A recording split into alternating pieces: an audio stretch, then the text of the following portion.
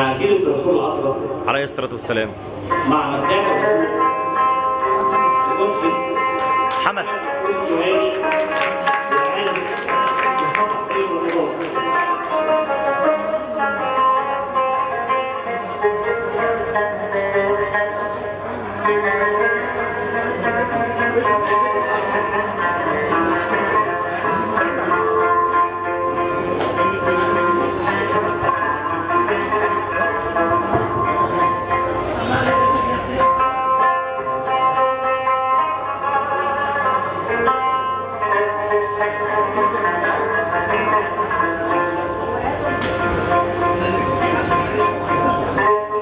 ابدأ.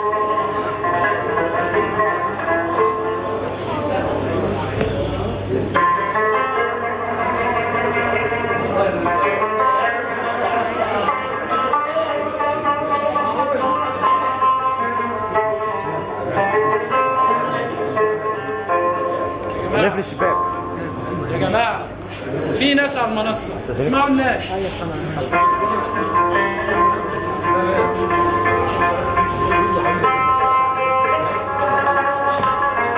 عشان بس تكييف. سوري يا مريم. عايز الصورة حلوة احطها على الفيس. عيني. تسلم لي. المقطع بتاعه كله نزل على الفيس بعد ساعتين. بإذن الله.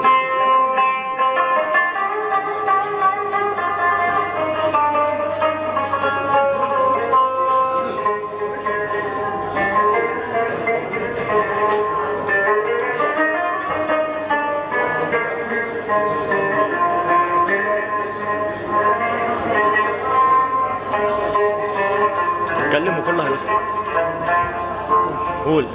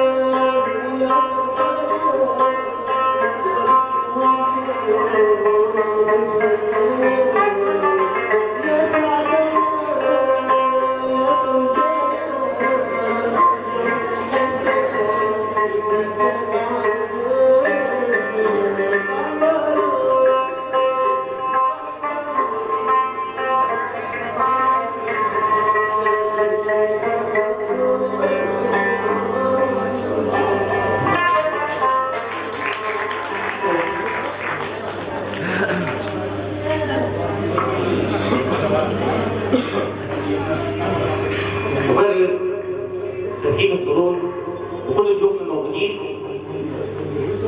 واستاذنا الشاعر الكبير سيد سعيد السيد. نرحب بوسط السرور الادباء العرب الذين شرفونا بالحضور،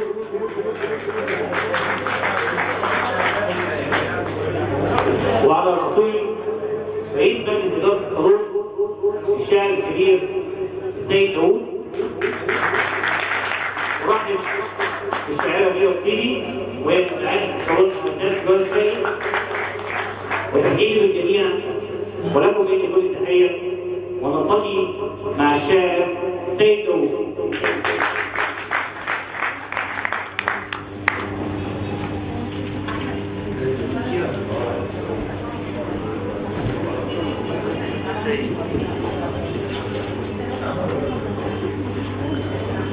طب الصور مقطع السلام عليكم. انا مستمر على الصور. ماشي انت بعد كده اطلع براحتك. اشكر الاستاذ ايمن صور دي اخويا وحبيبي صاحب صالون الفقره هندسه، دي ونشكر افصل الاشرف اخي وحبيبي الاستاذ سلطان. طب الحمد احسن يكون جاي قريب طبعا احسن انا اطلع بعد ده ولا حاجه. لا بتلاقي عيد ميلاده ولا لما اجي اطلع خليك عبده سونيا ورانا وزملائي في صالون الادباء منورين. ونفتتح. عملت لي فيها انك امير وقلت لي هتاخدني على جناح الشوق ونطير. اتاري الكلام ده يا دوبه كلام بتقوله بعد ما شفت منام. هي كده طبع الاحلام يبقى ليها 100 تفسير.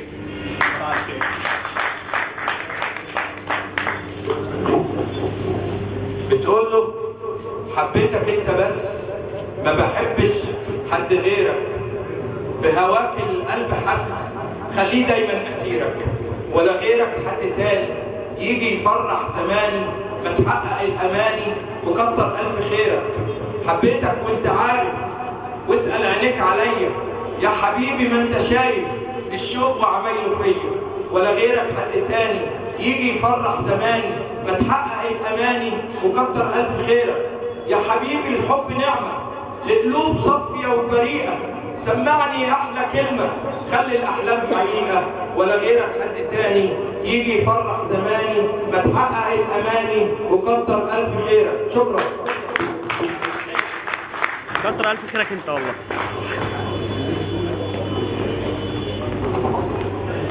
نرحب بالشاعر الكبير الاستاذ احمد الكوخ. يوم قلت سمعوني قالوا فتى ده كان جدع قلبه حديد واتحسد، رديت على النايمين انا وقلت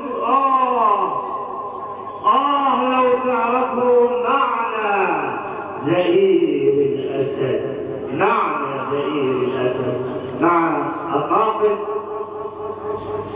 عصام الرفاعي.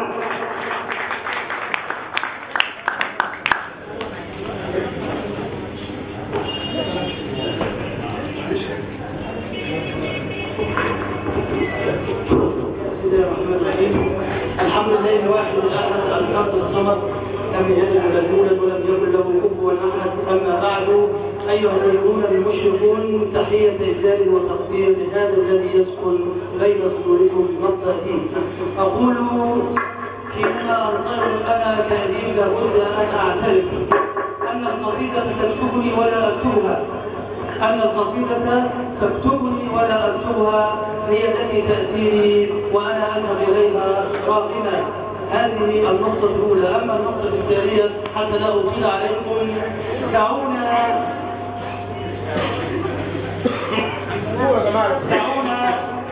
نقول دعوني أقول لا نخلق من الكلمة مع الكلمة علاقة بلدية جديدة مبتكرة. كفانا هذا الثوب الذي قد بلي. فاللغة العربية تحوي الكثير والكثير، وصدقاتها وضروراتها موجودة، ولكن الغواصون. فدعونا نخلق من كلمة مع كلمة علاقة جديدة مبتكرة، حتى نستطيع أن نقول نحن هنا ونحن أنا، حتى لا ننظر قديما إلى الوراء، كفانا النظر إلى الخلف، وأن نعبر عن أنفسنا تعبيرا يدل على كينونتنا الجديدة التي نشتاق إليها. فكم ما سمعت وكم ما قرأت سطحية الفكر وضيق في الأفق، وأتهم نفسي أولا ولا أتهم أحدا، ولكني أقول هذا السرد وذاك الوصف يتناقله الآخرون في الشارع، فأين الإبداع بيننا؟ لغتنا، أداتنا، قلوبنا محركنا، ودفتنا تحركنا داخل بحر الإبداع. فهيا بنا بذلك الشراع ننطق هذا الكون، نحيي ذلك الإنسان. إبداع جديد في ثوب جديد لثورة جديدة في الأدب العربي. هيا نعود، وشكرا.